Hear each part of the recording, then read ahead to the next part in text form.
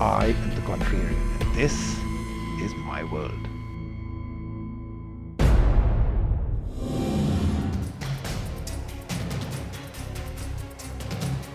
Hi, my name is Shivam Vij and I'm here to take on Rajiv Makhni on his bizarre idea that social media alienates people rather than brings them together.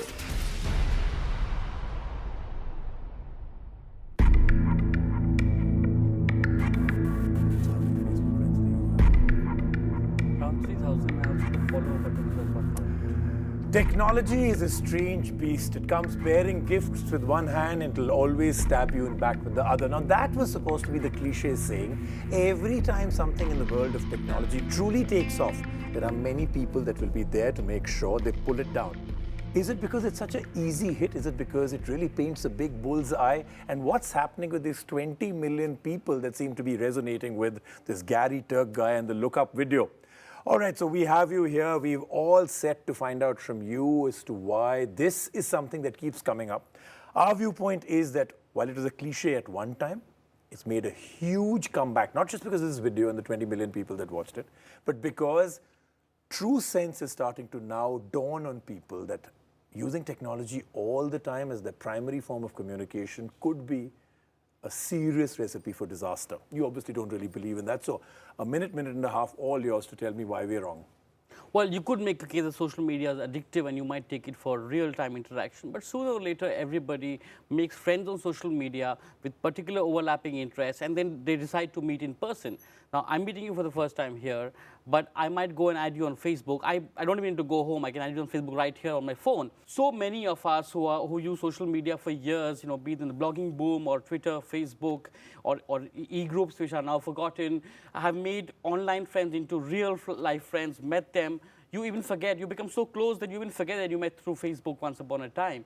So I don't think this binary really exists. You know, that video shows people huddled into a room, but actually now with smartphones, you're not clustered in a room at all. You're mobile everywhere. So you're saying that for generations, with the way even the human evolution has happened, which is face-to-face, which is direct eye contact, which is actually a little touch, and everything else that's been the general guards of everything that we've done with evolution, the pillar blocks of how we've all evolved. You're saying it doesn't really matter. We can move to this new system, no, it matters. and there will be absolutely no ripple effect of it. No, it matters. I'm not saying that everybody should stop meeting each other in sort of person.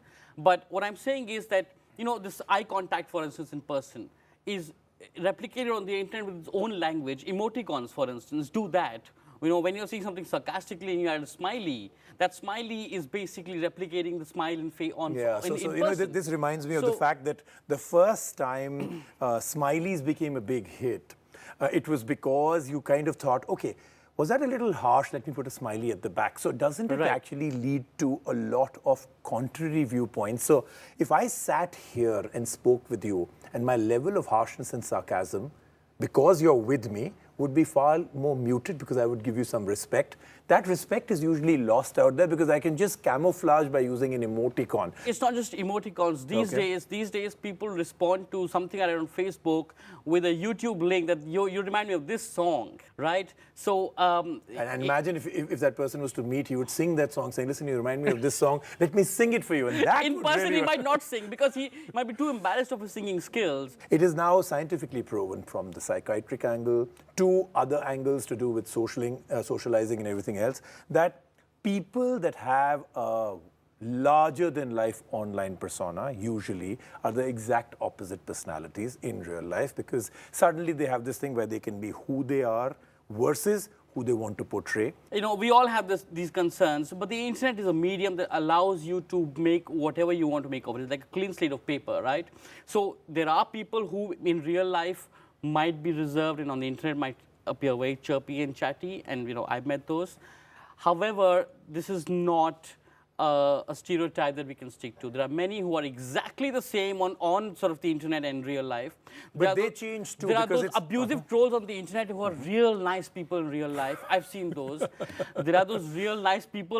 So what is this social networking and the internet doing to them? Why are really good people that you meet in your real life? How you represent yourself on Facebook or Twitter or a blog is just one part of your personality. We are not one human being. You know, in Hindi there's a saying, "Ek insaan mein 4 insaan hote." computer. There are 4 human beings in one human That's being. because of the weight we are all putting on right no, now. Right? Well, then I'm 8 maybe. But on the internet, you are portraying a part of you, and you're consciously... Are you portraying or are you playing a You're part? portraying, playing, and you're consciously making it. You're very conscious of what you're presenting of yourself. There are so many people that live second lives on the internet. There are so many people that actually have a different name for them. So there are so many people that portray the exact opposite. It's the dream that they are living right through. I dreamt that this is what I would be, and therefore I will put that as my image out there and portray that personality. So what's the problem with that? There's a huge problem with I that, know. because when you go out into real life, when you sit for 45 minutes on your phone and the computer, you feel larger than life, and suddenly life catches up. The minute you go out of the door, You also you're feel still larger that than life when you take a foreign holiday. You also feel larger than life when you become a TV anchor. Not when the credit card bill comes later, but Well- for sure, absolutely. So you don't feel larger than life in any way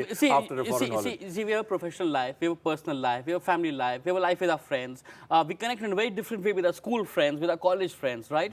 These are many lives we lead. Okay. Similarly, we have one internet life, or actually we have many internet lives. Our persona on Facebook is different, our persona on Twitter is different. So there are many lives even on the internet. What I'm trying to say here is that the internet allows everybody to be what they want to be in many ways, in many directions.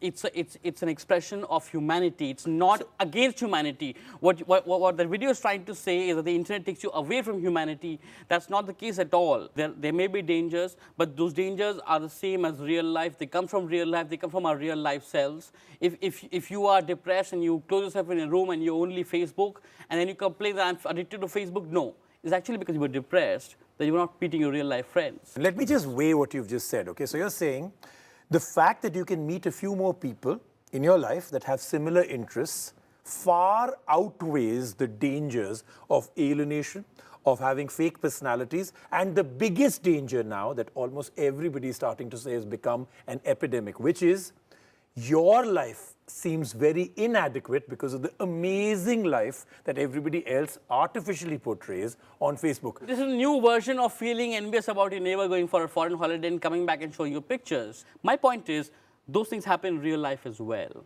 The internet is just a platform, nothing more. And you do not think that Don't blame the medium. Whenever there's new technology, from the printing press to the mobile phone to the telephone itself to aviation to TV to photography, anything, there is discomfort. Humanity doesn't know how to really adapt to it. It leads to things we had not thought of. We take some time to adapt to it, to get used to it, to get a hang of it.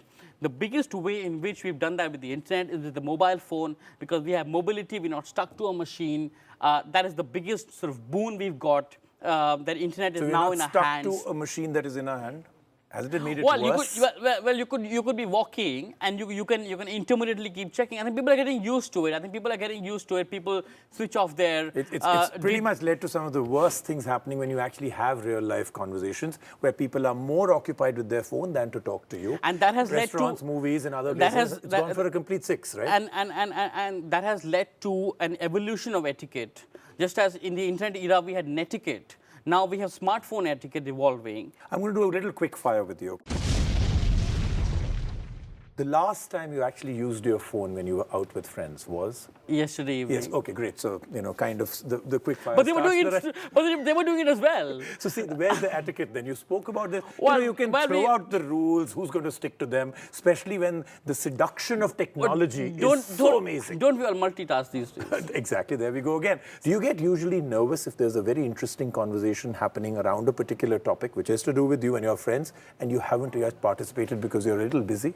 This trap he is pulling me into, let me ask him questions and I'll pull him into a bigger trap than this. I have no problem. How edgy? First answer mine, then we'll go into you questioning. You know the answer. Next question.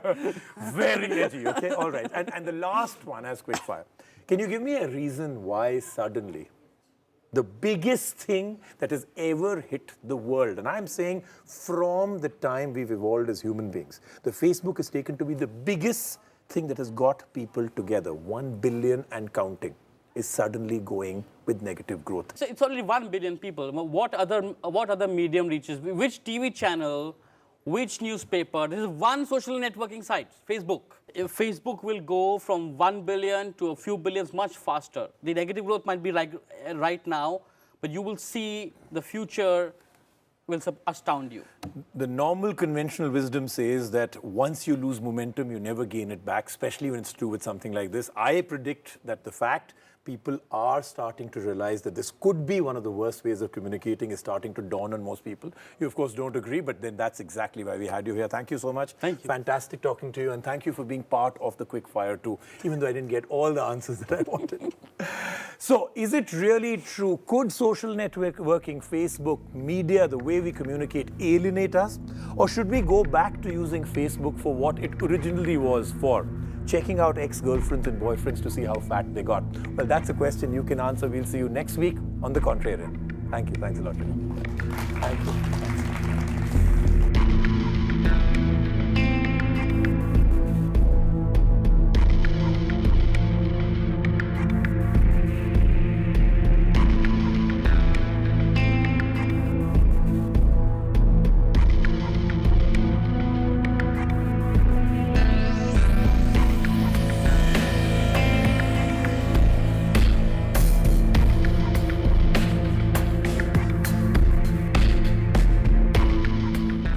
I am the contrarian, and this is my world.